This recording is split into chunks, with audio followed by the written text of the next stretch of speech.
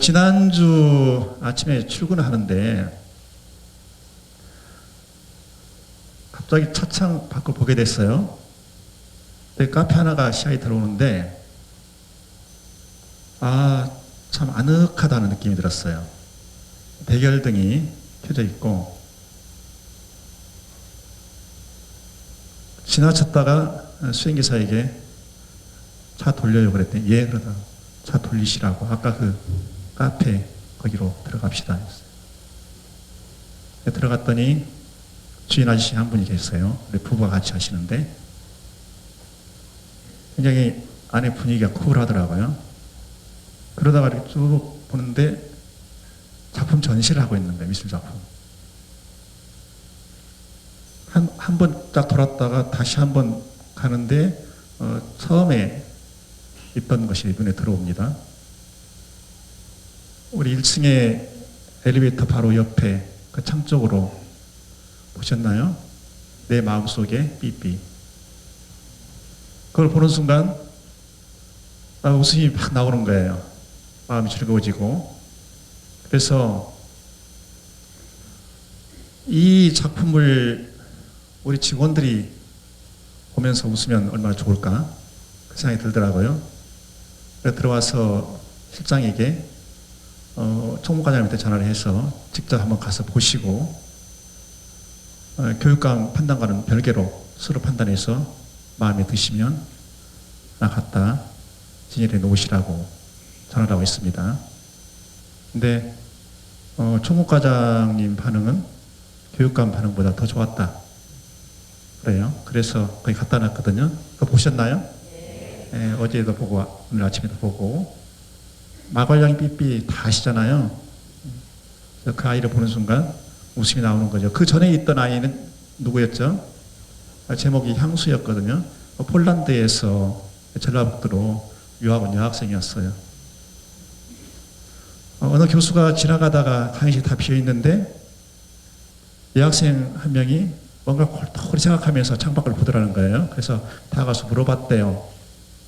어디에서 왔어? 무슨 생각하고 있어? 그랬더니 폴란드에서 왔는데 고향을 생각하고 있어요. 그러더래요. 그래서 그것이 모티브가 돼서 그 작품을 만들었죠. 그래서 그 작품의 제목도 향수라는 거예요. 이성의 시대, 반이성의 시대, 집단의 시대, 인류는 계속해서 반복적으로 거쳐옵니다.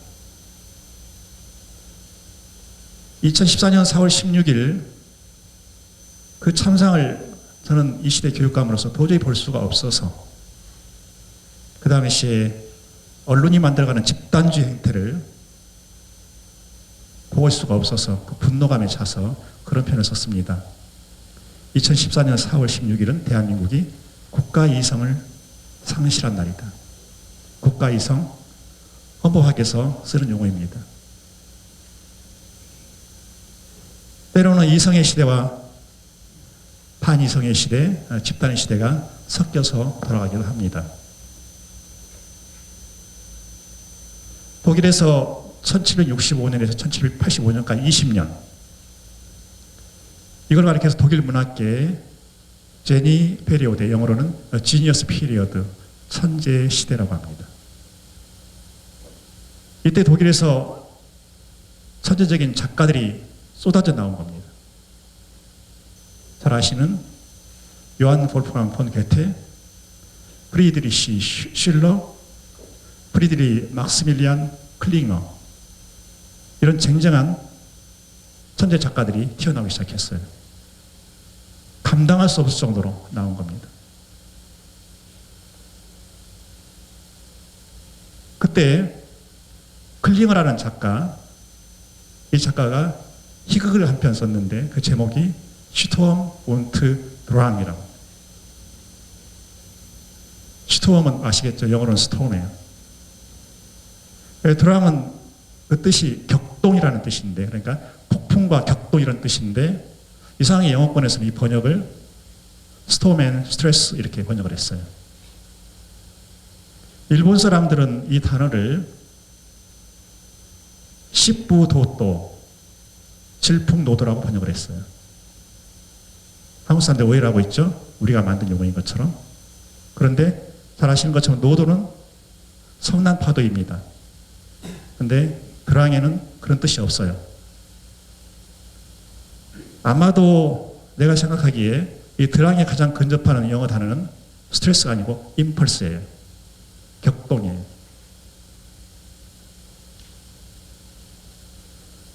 디 라이덴데스 융겐 베르테어스, 젊은 베르테르의 슬픔. 이때 나온 작품이에요.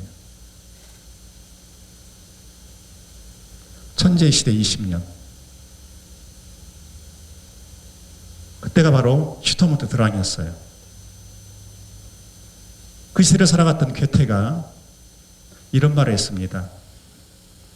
만졸 알레타게 베니스텐스, 사람은 매일 적어도 Ein kleines Lied hören, 짧은 음악 한 곡을 듣고 Ein gutes Gedicht lesen, 좋은 시 한 편을 읽고 Ein treffliches Gemälde sehen, 빼어난 그림 한 편을 보고 und 그리고 es möglich zum machen wäre, 할 수 있다면 아인에게 배워 림피틱의 오르테시포레켄, 이성적인 말 몇 마디를 해야 한다. 듣고 읽고 보고 말하는 것.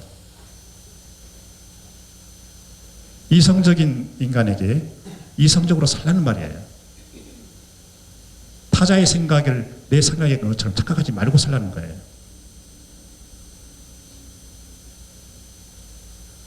저기 1층에 있는 그 작품 보시라고요. 그냥 지나치지 마시고 노래도 들으시고, 혹시 우리 과 중에 LP 턴테이블 갖고 있는 과 있습니까?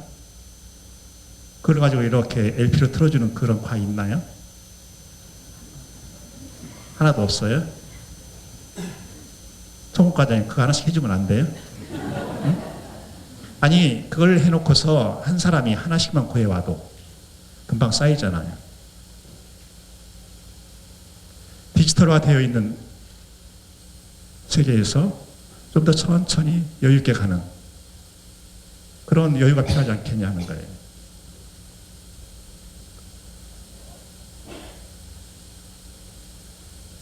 (1565년에) 스페인 정복자들이 필리핀을 침공합니다. 이때부터 무려 333년, 1898년까지 필리핀을 정복을 해요. 엄청나게 많은 사람을 죽였죠. 약탈하고. 그 시기에 1861년인데 그때 태어난 필리핀 사람이 있어요. 이름은 호세 리살입니다. 닥터, 메디컬 닥터, 의사예요. 그런데 독립운동을 했어요, 평생. 이 사람이 했던 말 중에 정말 이렇게 명언, 금언, 영원히 인류가 새겨둘 만한 말이 어마어마하게 많아요. 그래서 그 이야기가 The Story of 호세 리살로 정리가 되어 있어요. 굉장히 가슴 절절하게 만들어요. 이런 이야기도 있더라고요. My own idolized country, 내 자신의 우상으로 되어 있는 나라. Of all my sorrows the saddest, 나의 모든 슬픔 중에서 가장 슬픈 존재. My own 필리핀, I beloved, 내가 사랑한 내 자신의 필리핀. Here now, 이제 들어요. My farewell, 아니 my adieu, 내 아디오를 My last farewell, 내 마지막 안녕을. 이 사람이 죽기 전에 한 말이에요. 아이고 나는 가요. 왜요? No slaves are in bondage, 속박당하는 노예가 없는 곳. No hangman, 사형 집행인이 없는 곳. No cruel oppressor, 잔인한 압제자가 없는 곳으로. Where Faith does not justify murder. 신앙이 살인을 정당화하지 않는 곳. God is the ruler eternal. 신이 영원한 지배자인 곳으로. 또 이렇게 말해요. Weep not, 울지 말아요. Death is but resting. 죽음은 쉬는 것에 지나지 않으니까요. 아시죠? 그 당시 유럽의 정복자들, 스페인, 포르투갈, 영국, 이 수많은 유럽의 정복자들이 가지고 왔던 것이 세 가지입니다.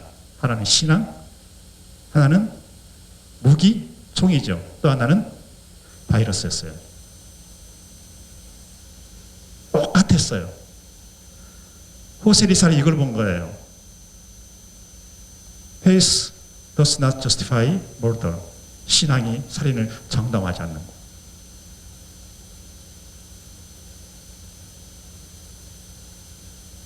그리고서 1861년에 태어났던 이 호세 리살은 1896년에 죽습니다. 그래서 그 말을 한 거예요. 이분아 울지 말아요. Death is but resting. 죽음은 쉬는 것에 불과하니 지나지 않으니까요. 96년에 죽고 그가 그토록 사랑했던 필리핀, 그가 2년 후에 1898년에 해방이 됩니다. 그러냐 그 다음에 또 다른 압수자가 들어갔죠. 마치 우리나라에서 윤동주, 송몽규가 해방되던 그 해 1945년에 죽었던 것처럼 필리핀에서 호세 리살이 해방되기 2년 전 1896년에 그렇게 죽어갔습니다. 다시 처음으로 돌아갑니다. 우리는 이성의 시대를 살아야 합니다. 집단의 시대는 인간의 이성을 마비시키는 겁니다. 나와 다른 것을 허용하지 않습니다. 집단의 시대가 반드시 노리는 게 있습니다. 그것은 희생양입니다. 집단의 시대가 반드시 하는 짓이 있습니다. 그것은 위치헌팅, 마녀사냥입니다. 우리 전북교육청 직원 여러분, 페트가 했던 말을 생각하면서, 호세 리사가 했던 말을 생각하면서 여러분 한 사람 한 사람의 삶을 올곧게, 당당하게, 즐겁게 세워나가시기 바랍니다. 우리는 전북교육을 이끌어가는 이 시대 대한민국의 대표적인 지성입니다. 이성입니다.